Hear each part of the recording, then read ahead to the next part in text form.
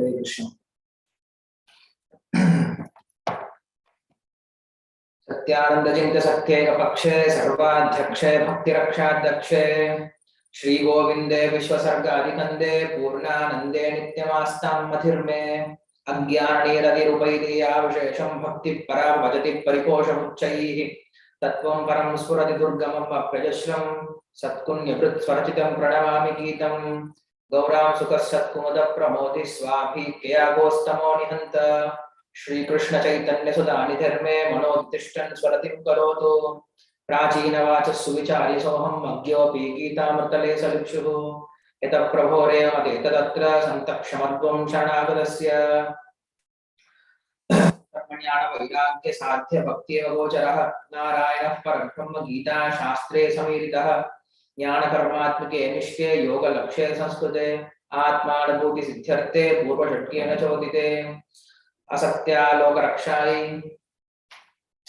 Hare Krishna. Welcome you all for this Bhagavad Gita Sastri course. Yesterday we were discussing from the first shloka of Bhagavad Gita. We are discussing on the various acharyas' point of view of this first shloka, and how this Bhagavad Gita is very applicable for the Gaudiya Vaishnavas. We have discussed that also. So the Bhagavad Gita starts with Dhritarashtra's question and how Dhritarashtra is actually representing this material, this conditioned soul, that also we have seen.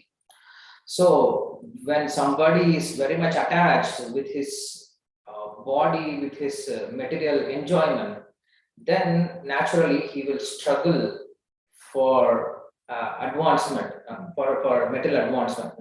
So this is what happening in this material world. People, those who are attached for enjoying the unseen, just heard happiness, and also too much attached with this body, they fight very hard and they struggle very hard in this material world, just like Duryodhana.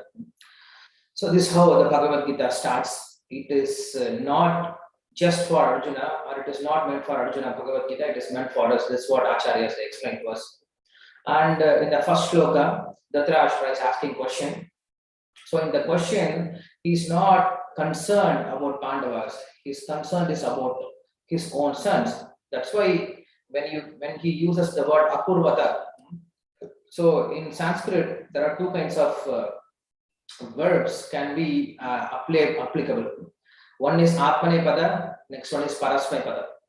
So when you say cooking in English, cooking means cooking. Whether you cook for yourself or you cook for others, there is only one way of using it. But in Sanskrit, we can use it in a two different way. Pachati, pachami.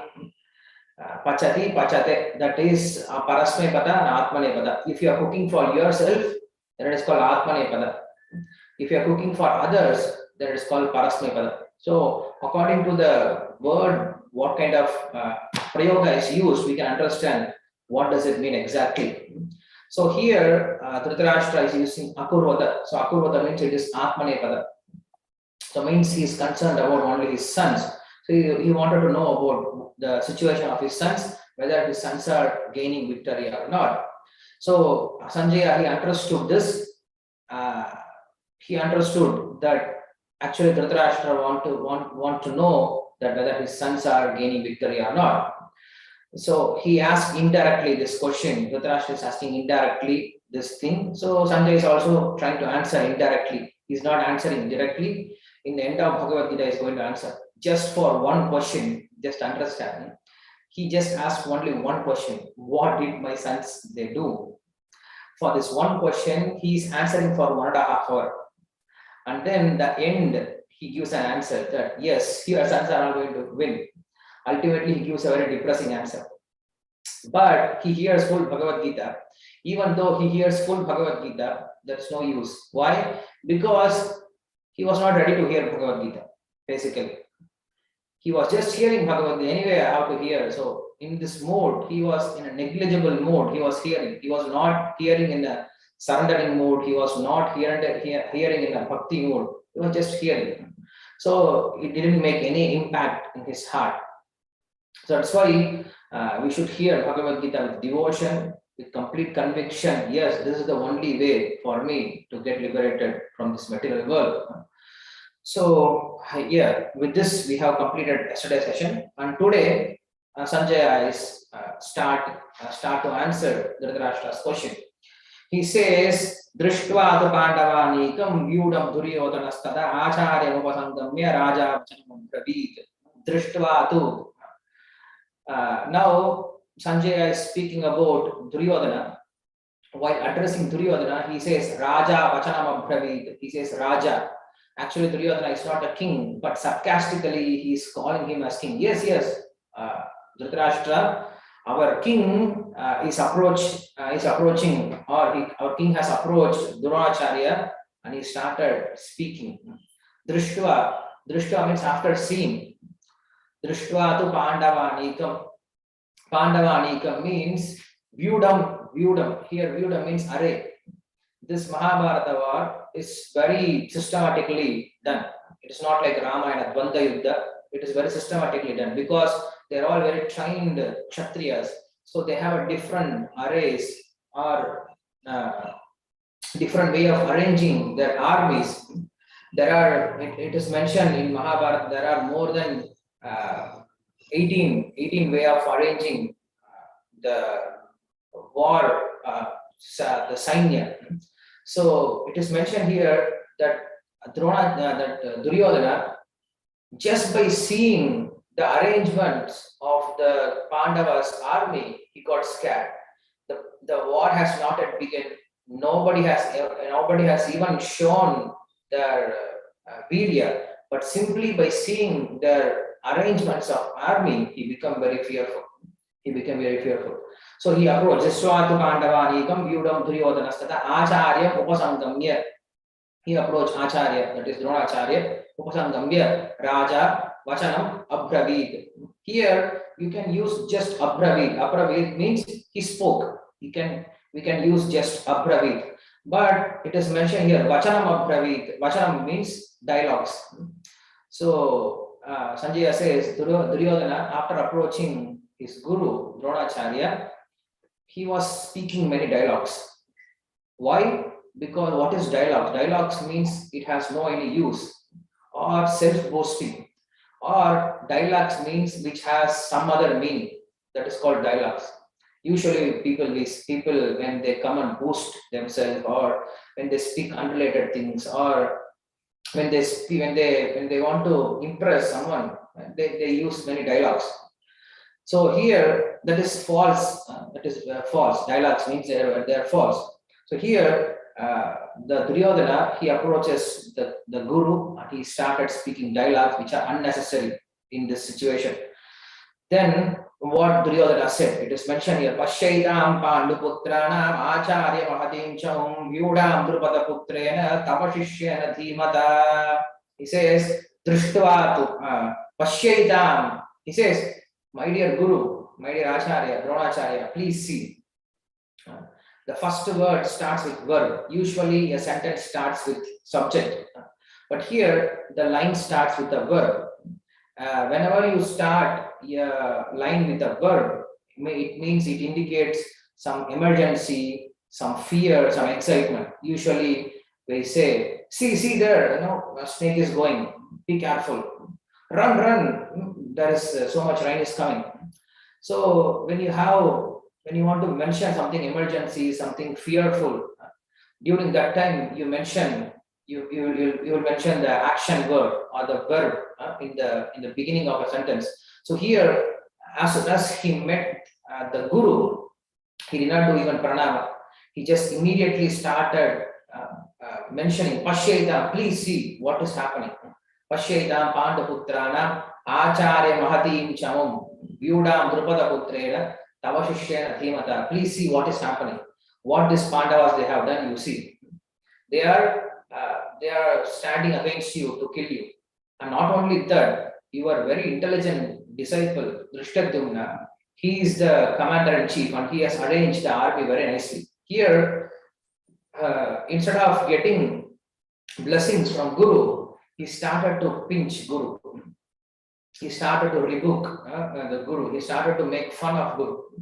He's saying, you're not such an intelligent person, because you are teaching, you have taught Drishtadyumna. You know Drishtadyumna will kill you, but still, even after knowing that, why did you do that? So here he's making fun of Dronacharya's Brahmanical quality. So Brahmanical quality means one who has broad mind, one who is selfless, one who is ready to teach on the cost of his own life. So here he's ridiculing his own his guru's Brahmanical quality. He says, "You are not such an intelligent person. Your disciple is a very intelligent person. Why? Because he learned the art from you. Now he's standing against you to kill you. Pashyaitam Pandaputrana Acharya Mahadim Chamu Vyudam Drupada Putrena Tava Shishyana Dhimata." He is very intelligent. Why? Because he is your Shishya, and also he is standing against you in order to kill you. So please make sure that you fight also. Don't show any partiality. When you are fighting against the Pandavas, don't show any partiality. You should fight properly. This is the news that he wanted to convey to Dronacharya. So, and then he goes on speaking. He doesn't stop with that. Now he is mentioning the Maharathis are the Suras, Maheshwasaha, Narapungavaha. So he mentions various warriors of Pandavas to Dronacharya. It is unnecessary. Dronacharya already know that these warriors are there and we have to fight against them. He doesn't have to mention all this thing. But out of fear, now he started to blabber, he started to lament about showing each and every warrior and mentioning them particularly to Dronacharya. He says, Atra Sura Maheshwasa Bhima Arjuna Samayudihi Yudano Viratascha Drupadascha Maharataha Drushtaketuschetidanaha Kajiradascha Vidyavan Urujit Kuntivojascha Saityascha Narapungavaha Vidamanduscha Vikranta Uttamojascha Vidyavan Saubhadro Draupadeyascha Sarvayeva Maharataha. He says, while mentioning this Pandavas, he says there are Suras, there are Maheshwasas, there are Maharatas, there are Narapungavas, there are Vikrantahas, there are Viryavans. He mentions, he uses many adverbs to praise the people or the warriors in Pandavas side.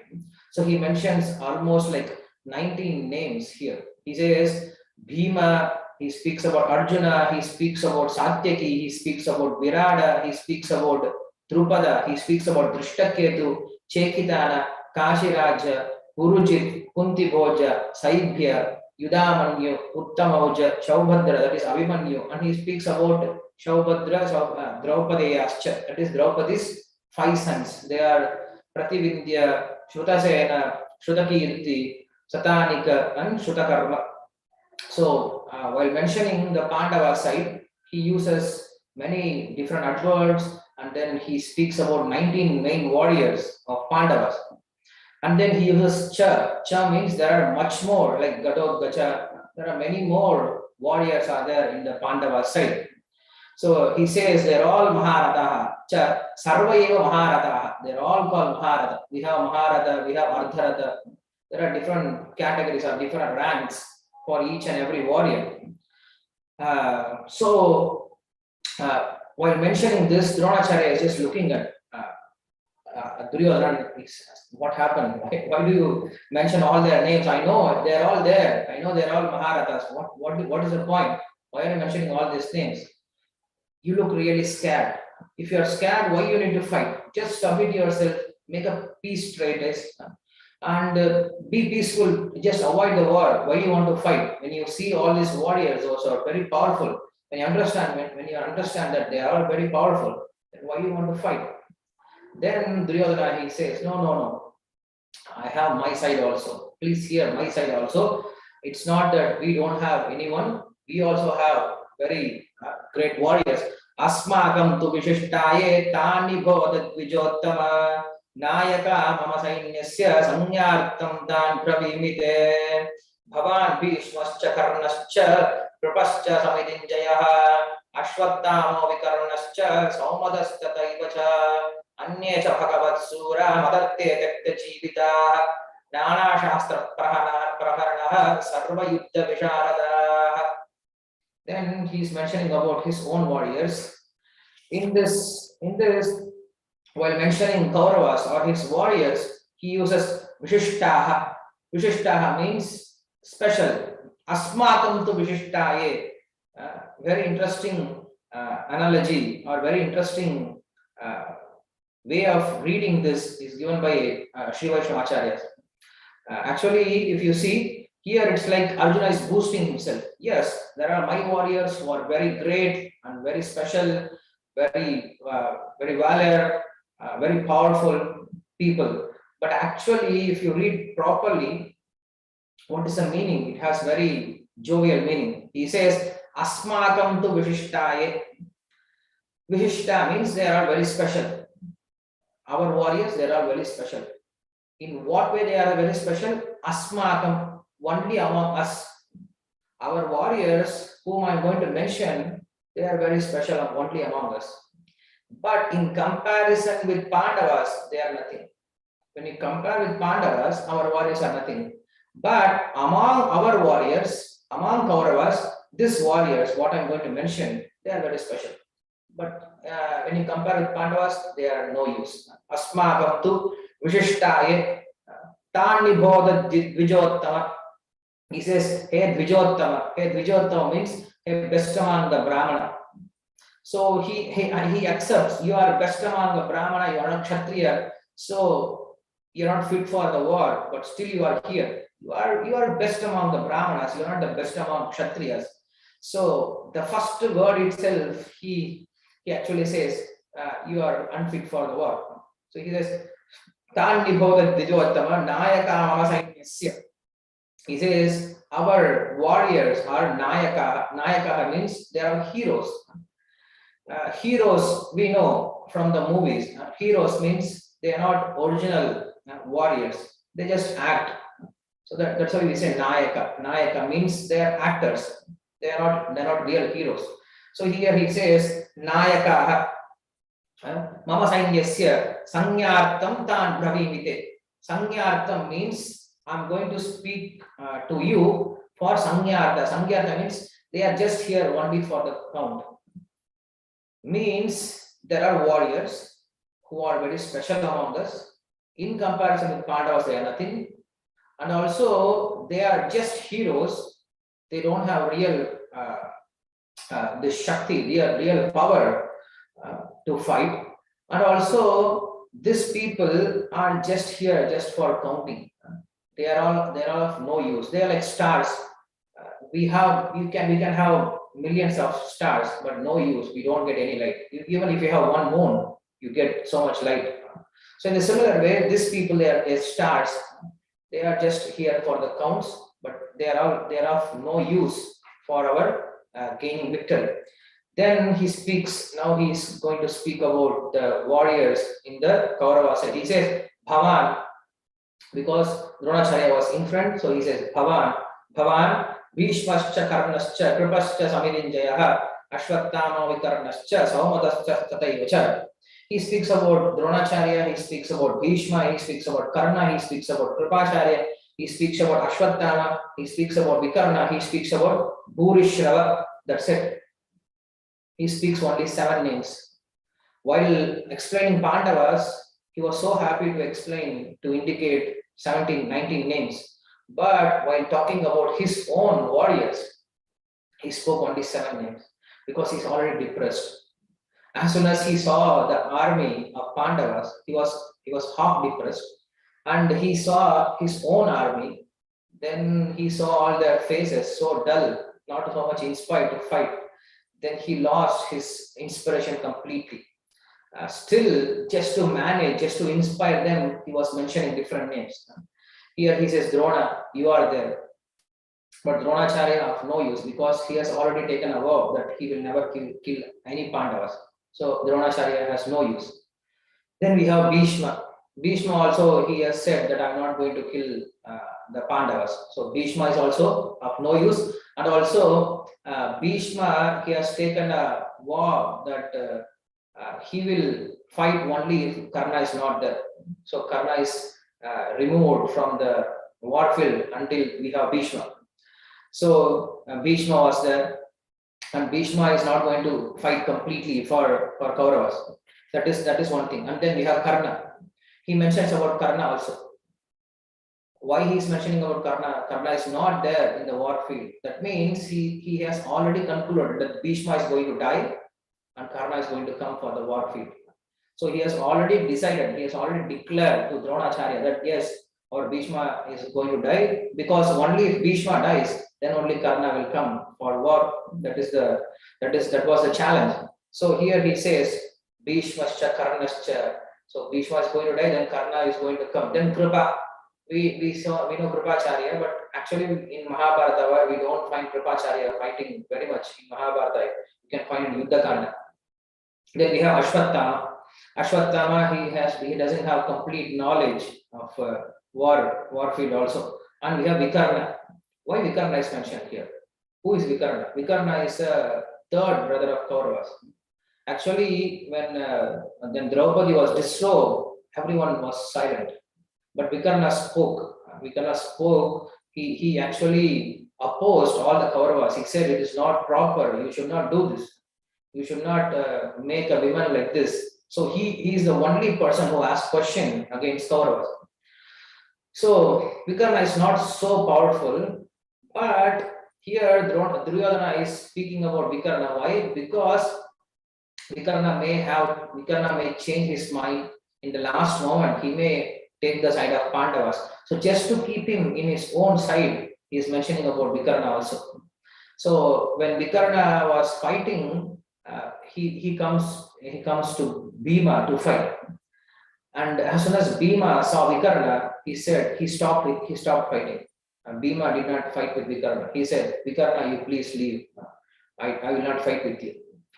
Then Vikarna said, no, you please kill me. Because anyway, you have taken a vow to kill all the Kauravas, so you please kill me. And then somehow or other, Bhima was fighting, and then Vikarna, he left his body by means of his yogic power. He left his body, and Bhima was doing all the Antima Kriya for Vikarna. So Vikarna was not so powerful, but just to keep him in the side of Kauravas, he was mentioning about Vikarna.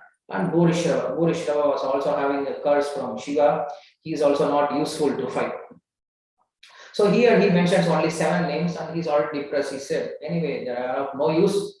I'm going to speak about them just for Samyata, just for count. Anyecha Bhagavat Suraha. Then he says, Anyecha, there are many more. They're all Suras. They're all powerful, but no use.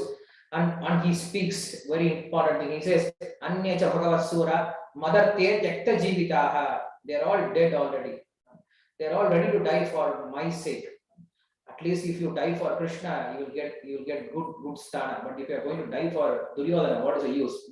He says, Anyecha Bhagavat Suraha, Mother Te Tekta Jivitaha, Nana Shastra Praharanaha, Sarve Yukta Visharadaha.